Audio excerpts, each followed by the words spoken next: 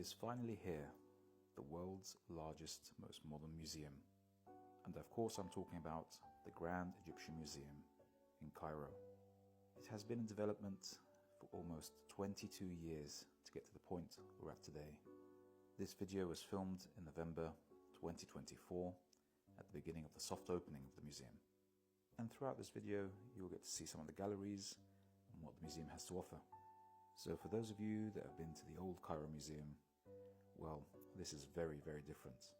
As soon as you walk in, you're met with a large open air-conditioned space, which of course is very modern, reflecting the museum itself.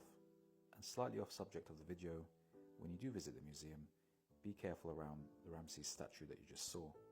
I can't tell you how many people I saw fall into the water that's surrounding him, to the point where there was a lady there with a mop and bucket whose job was to just mop up after people falling into the water, so be careful. Anyway, back to the museum.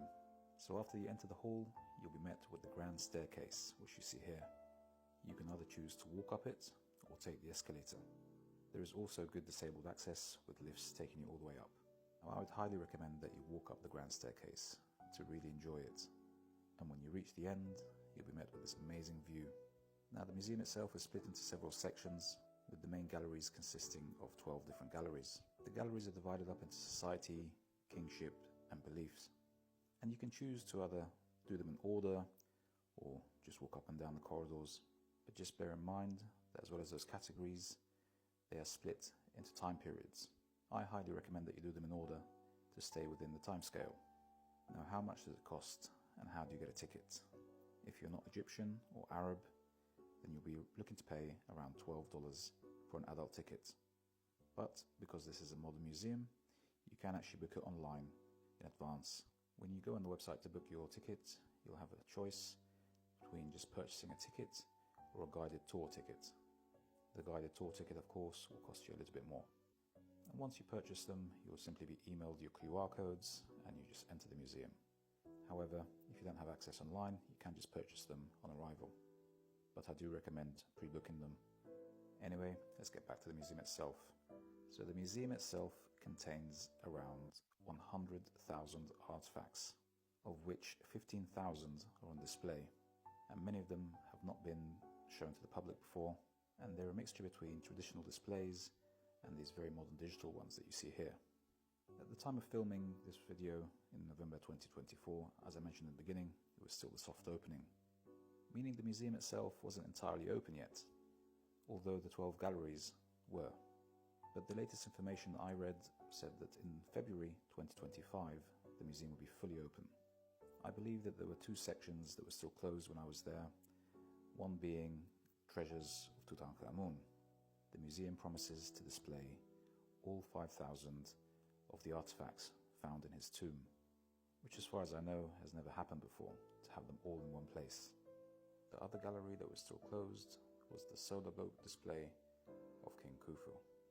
And if you don't know what that is a very large boat that was found buried next to the Great Pyramid. It used to be on display next to the Great Pyramid, but it was moved to this museum. There is also a children's museum, which was halfway up the Grand Gallery.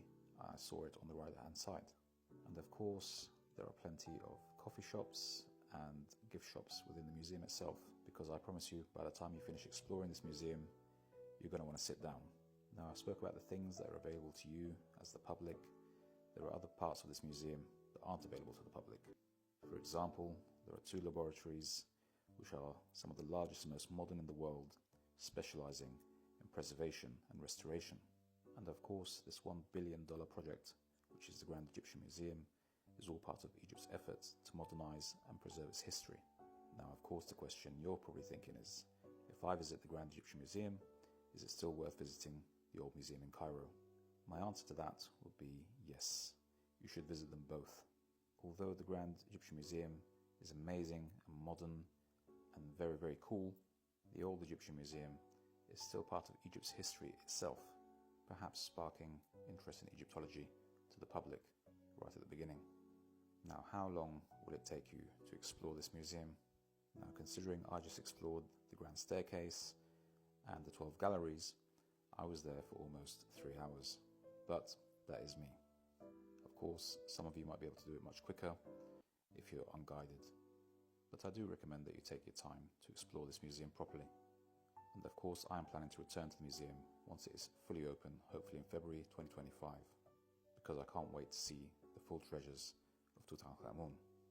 And don't worry, if you can't go, I shall be hopefully making a video about it for you to experience it too.